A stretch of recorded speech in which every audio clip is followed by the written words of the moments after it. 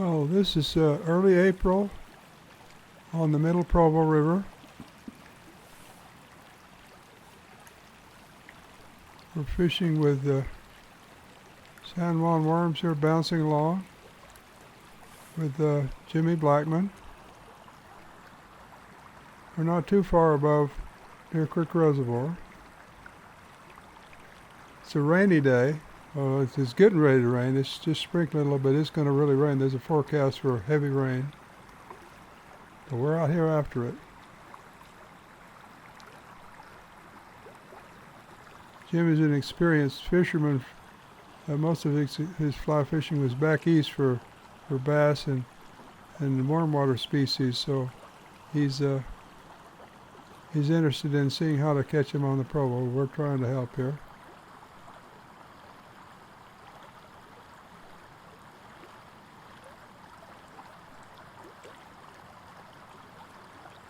Oh, now he's got something on there. So the fish is fighting. It's fighting hard and deep. Now we didn't have to tell Jimmy to reel the line on the reel and play him from the reel. That shows he's got experience. He's fighting this fish carefully. We've got 4-pound test on here, but this is a big fish. It's fighting deep. Fighting like a whitefish, deep and running against the current. It's a big fish. I don't know, what's a big fish? It's all relative. For this river, though, this is a good sized fish, I'm sure.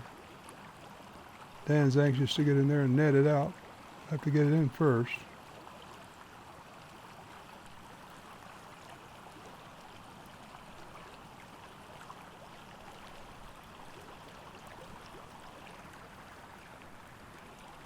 Keeping the bend in the rod there.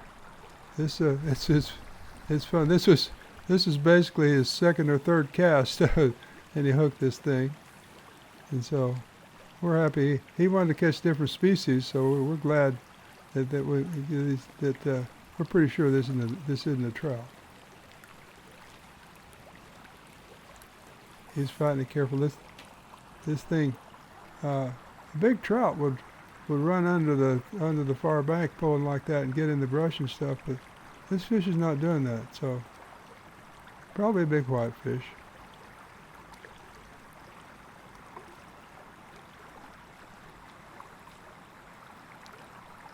Keep the rod up there, keep a nice bend in it, and you don't want to get a straight pull. Don't let the fish get a straight pull because you either pull the hook out or break the line. So.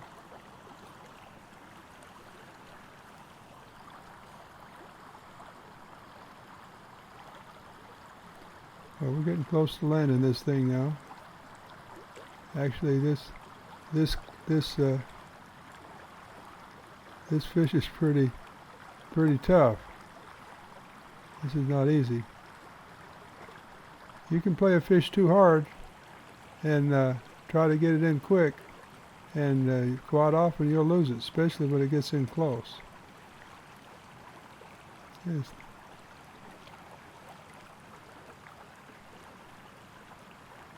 Well, finally.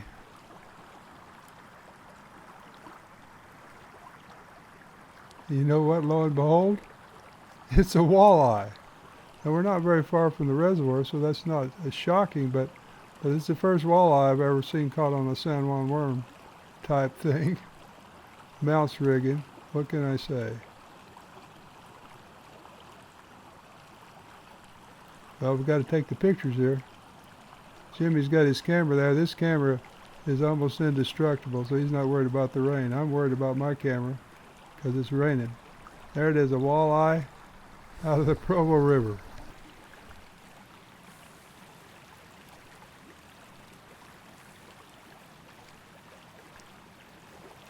Hey, Jimmy's a famous author and everything, but we all like to take pictures. Now, he's up here to spawn, or she, I don't know which. I've never caught a walleye in this river ever. But we're just above the thing. This would be Katie bar the door, if we were here at night with a jig. You know that. Yeah, tear them up. Look at that. Look at that. Oh well, I've never caught a walleye. The state record for walleye is in this section of the river. Yeah. A walleye on a little fly rod, hit a fly worm. rod. Yeah, Hit the that's- worm. that's Look how easy. thick she is. That's a good fish. Be sure you get enough pictures on that. As long as you got one of me and the fish, good.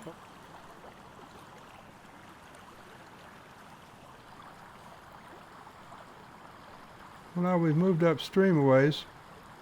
Jimmy has a trout on now.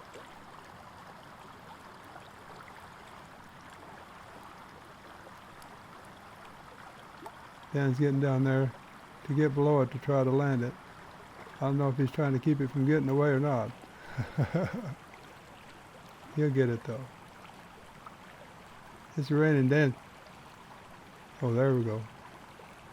Nice fish. Nice brown. And he took a artificial worm too.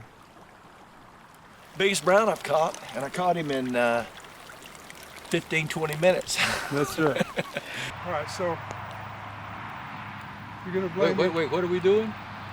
You're gonna blame me for the rainbow that I lost for Jimmy. That's what No, I lost the rainbow. The one lost in the one net. too. Oh, I lost one too. oh. Let's show. We're quality guys. Quality guys. You didn't want me tearing the river apart. I course mean, this not. was easy. That's right. I was told I'd come west, this would be such a challenge, and I walk out on the river and you guys get one on either side and I catch 4 species in 30 minutes. That's it right None there. to it. That's it.